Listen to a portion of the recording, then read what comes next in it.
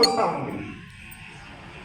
నిజంగా ఇది దేవుణ్ణి బాధ కలిగించేటువంటి విషయం.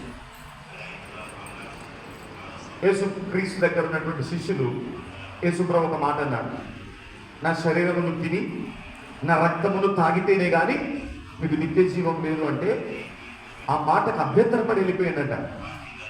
అనేకులు వచ్చిండ్రు, రొట్టెలు తిన్నప్పుడు హల్లెలూయా అన్నారు, కుష్టి వ్యాధి బాగైనప్పుడు హల్లెలూయా అన్నారు, రోగాలన్నీ నయమైనప్పుడు స్తోత్రం స్తోత్రం స్తోత్రం అన్నారు.